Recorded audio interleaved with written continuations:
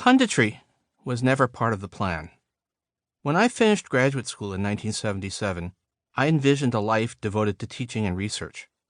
If I ended up playing any role in public debate, I assumed it would be as a technocrat, someone dispassionately providing policymakers with information about what worked and what didn't. And if you look at my most cited research, most of it is pretty apolitical. The list is dominated by papers on economic geography and international trade. These papers aren't just apolitical, they're mostly not even about policy. Instead, they're attempts to make sense of global patterns of trade and the location of industries. They are, to use the economics jargon, positive economics, analysis of how the world works, not normative economics, prescriptions for how it should work.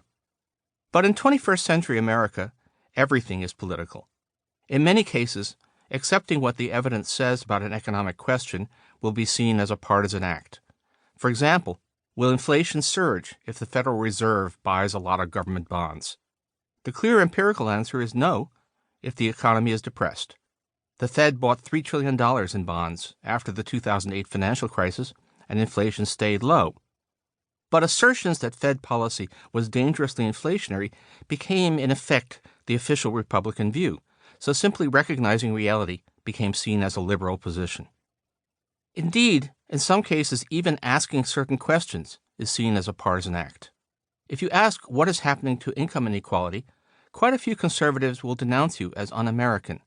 As they see it, even bringing up the distribution of income or comparing the growth in middle-class incomes with those of the rich is Marxist talk.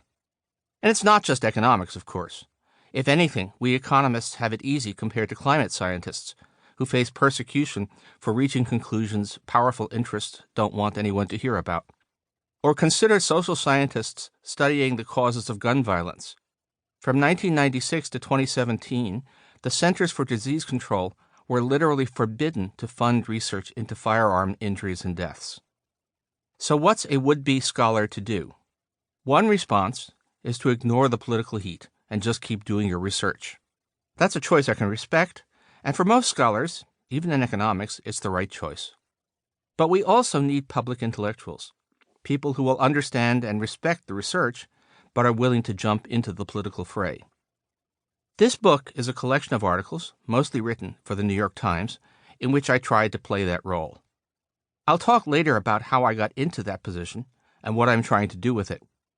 First, though, let's ask a different question. What's all the politicization about?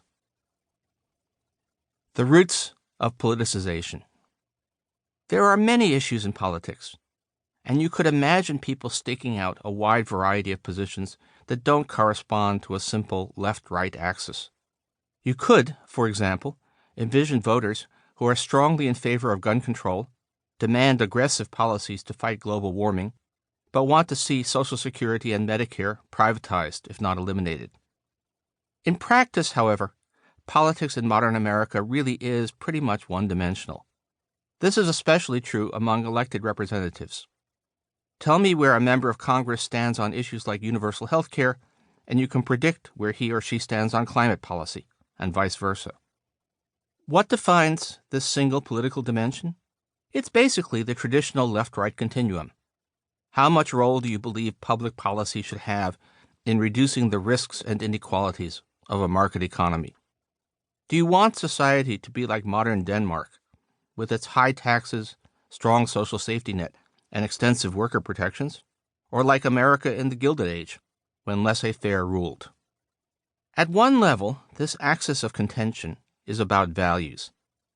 People on the left tend to have a concept of social justice along the lines formalized by the philosopher John Rawls. They believe that people should advocate the society they'd choose if they didn't know who they would be, which role they would play. Basically, this moral position is, there but for the grace of God go I, although often without the God part. People on the right, by contrast, view, or claim to view, government intervention to reduce inequality and risk as immoral. Taxing the rich to help the poor, as they see it, is a form of theft, no matter how laudable the purpose. Economics can't tell you what values to have. It can, however, shed light on what to expect from policy that reflects any particular set of values. That, however, is where the politicization comes in. In particular, Opponents of a larger role for government want to argue that such a role is not just immoral, but counterproductive, even destructive. And if the evidence doesn't agree, they attack both the evidence and those producing it. In principle, this kind of politicization could come from the left as well as the right. Indeed, there have been times and places where powerful players refuse to acknowledge, for example, that price controls ever cause shortages, or that printing money ever causes inflation. See Venezuela, recent history of.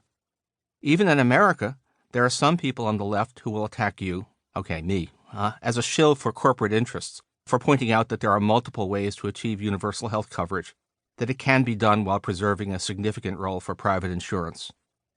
But given the realities of money and power, in modern America, most of the politicization of everything reflects pressures from the right. After all, while there is a philosophical case for a low-tax, minimal government society, modern conservatism relies less on philosophical persuasion than on the fact there are people who would gain a lot personally if we were to retrace our steps toward the Gilded Age. There may not be many of those people, but they're extremely rich. It's very much in their interest to promote the view that moving in their preferred direction would be good for everyone. And monetary support from right-wing billionaires is a powerful force propping up zombie ideas that should have been killed by contrary evidence, but instead keep shambling along, eating people's brains. The most persistent such zombie is the insistence that taxing the wealthy is hugely destructive to the economy as a whole, so that cutting taxes on high incomes will produce miraculous economic growth. This doctrine keeps failing in practice, but if anything has gained an ever stronger hold over the Republican Party.